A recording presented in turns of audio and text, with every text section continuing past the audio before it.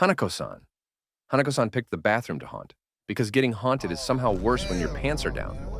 Public bathrooms are already cursed, like nobody goes there expecting good things to happen. Flickering lights, random stuff in the toilet, weird smells. Peak horror setting. Now throw Hanako-san into the mix. According to Japanese urban legend, if you knock 3 times on the third stall door on the 3rd floor and ask, "Hanako-san, are you there?" you might get a little, "Yes, I am back." And then it's just you and her. A pale girl in a red skirt and bob haircut, just standing there like she's been waiting all day for someone to ruin. Some stories say Hanako was playing hide-and-seek during a World War II air raid and didn't make it. Others say she got murdered. Others say she was bullied until she couldn't take it anymore. Either way, now she's haunting school bathrooms forever, because even ghosts need to blow up the toilet somehow. Sometimes she just shows her face. Sometimes she grabs you and drags you into the toilet to the underworld.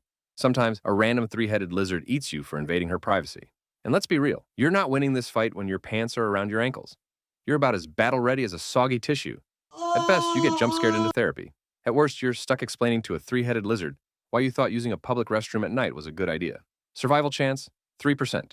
Slightly higher if your pants are already up and the door's not jammed. aka Manto.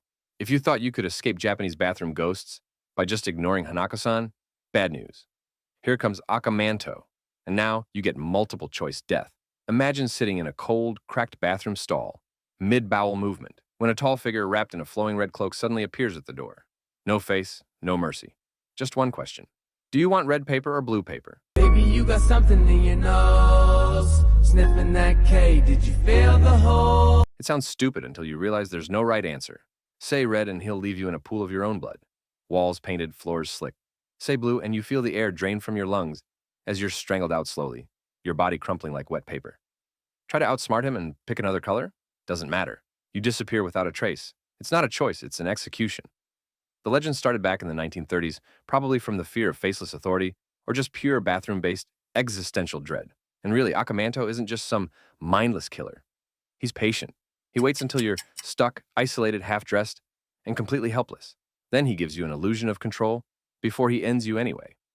And honestly, if some faceless demon asks you a multiple-choice question mid-bathroom break, maybe it's not a test you want to pass. Survival chance, 0%. The house always wins.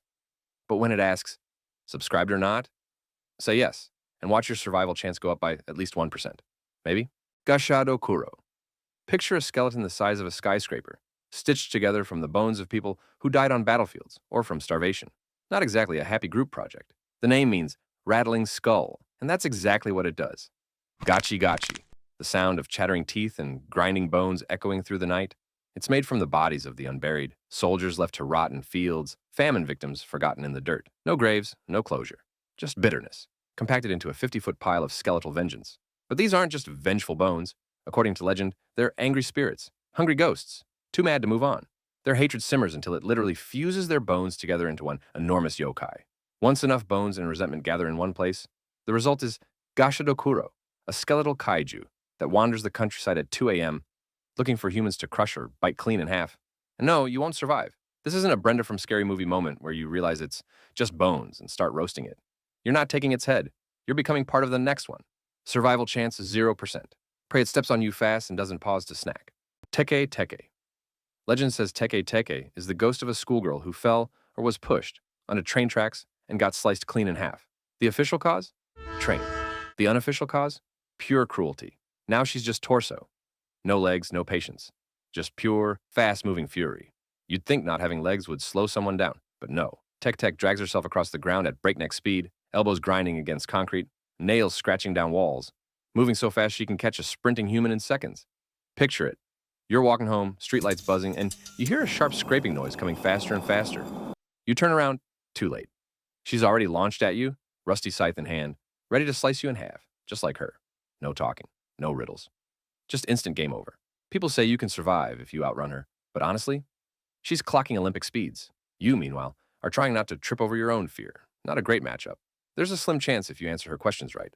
Like what her name means. Teke Teke is the sound of her dragging. But if you panic and say something dumb like, subway surfers, she's still cutting you in two. Best advice? Move like your rent depends on it. Survival chance, 2%. And that's assuming you already have a backup torso ready to go. Hachishakusama. Meet Hachishakusama, which literally translates to 8 feet tall, because nothing says you're about to be unalived, like a ghost that can probably dunk on you mid-abduction.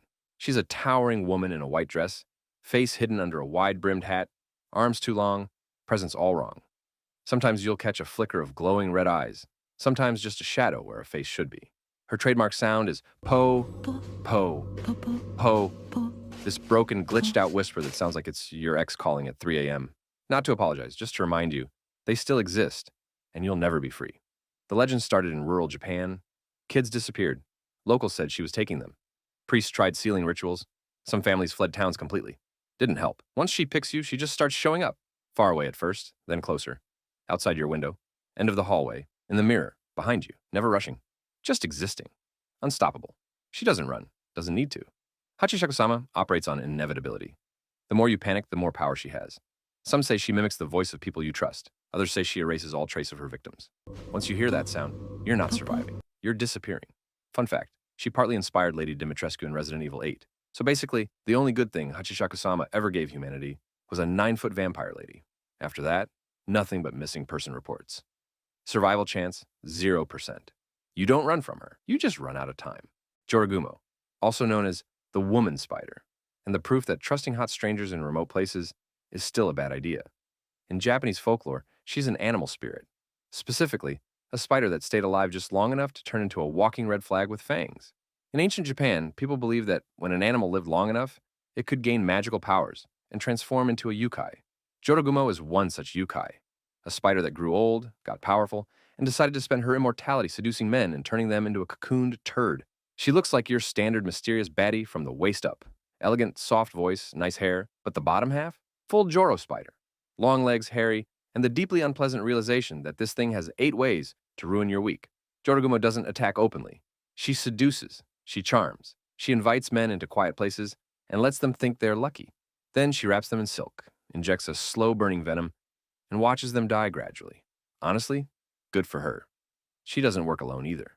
She can summon other spiders to deal with nosy neighbors, and in some stories, she commands fire-breathing spiders to burn down entire homes if someone starts asking too many questions. And despite her whole spider MILF situation, she doesn't live in a random forest. Legends say she lives in cities now, blending in, renting apartments, living in plain sight while her web fills up with people no one's asking about. Survival chance, 15%? Higher if you're into personality over looks. And if you swipe left on everything with more than 2 eyes. Akaname. You thought I was done with bathroom monsters, huh? Well, think again. Picture this. It's late. Your bathroom's a little neglected. You flip on the light and there it is. A child-sized greasy goblin with mold-colored skin and a tongue long enough to double as a scarf. That's Akaname, which translates to filth liquor. Because who cares about subtlety? It's a yokai that exists purely to shame you for not scrubbing behind the toilet. They only show up in the nastiest places. Think abandoned bathhouses, filthy toilets, your bathroom. They're small, hunched, skin greasy like day-old bacon, and they probably smell like wet fungus. Proudly. Some have 1 eye, some have 2, some have 5 toes. Either way, none of it's comforting. What is, though, is that they don't attack. They just slurp up the sludge, mold, hair, and God knows what that's growing in your bathroom corners. Akaname don't show up in clean homes, like at all. They're yokai with standards, just very specific ones. Think of them as gremlin bathroom critics. If you see one, it's not a haunting. It's a hygiene review. Survival chance, 100%, but emotional recovery, 0%. You'll never feel clean again knowing a slime goblin might have been French kissing your bathtub at 3 a.m. Tomino's hell. Sometimes the scariest thing isn't a monster. It's a sentence.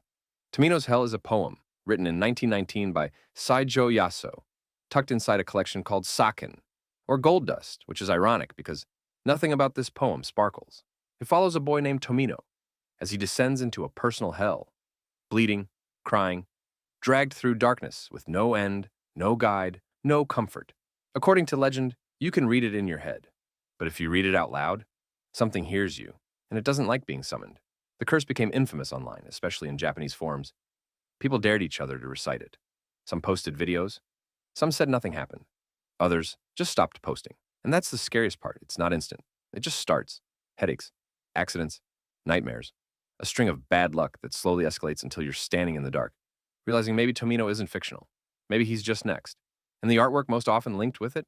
A painting called I Can No Longer Be a Bride by Yuko Tatsushima, created after a real-life trauma, just to really hammer home that the energy around this poem is cursed from every angle. Survival chance, 50%, lower if you read it with confidence, higher if you burn the poem and forget this ever came up. All right, guys, you survived Japanese urban legends. Please leave a like, subscribe, and maybe clean your bathroom just in case.